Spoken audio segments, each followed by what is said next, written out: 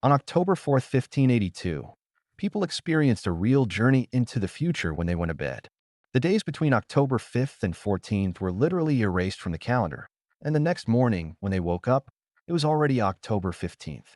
It was not a disease or some strange paranormal phenomenon, but simply an administrative procedure, a calendar change. The year 1582 was 10 days shorter than other years.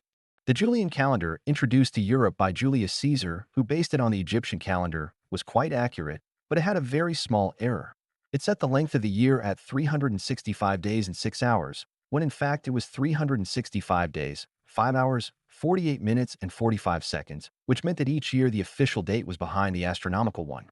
It was a minimal difference, but in the more than 1,600 years that the Julian calendar had been in force, it had already accumulated a gap of almost 10 days.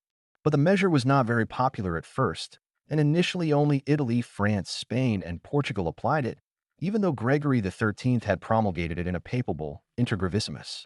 Catholic countries adopted the new model in the following years, while most continued to use their own calendars. There were initially problems with its adoption elsewhere, with Protestants rejecting it as a papal plot.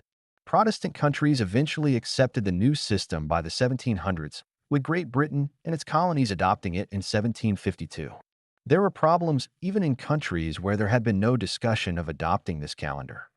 The most obvious was with official documents. It was decided that all dates prior to the reform would be kept according to the calendar in force at the time, as it was obvious that it would be impossible to change them all. In addition, all planned administrative dates, such as trials and payments, had to be revised and were postponed by 10 days, which caused numerous problems. Official invitations from countries that had not yet adopted the change, because they were not Catholic, had to specify which calendar they were referring to avoid confusion. Even after all this, the new system did not prove to be definitive, although it was better tuned than the previous one. Variations in the Earth's rotation speed create a tiny difference of 1 day every 3,300 years.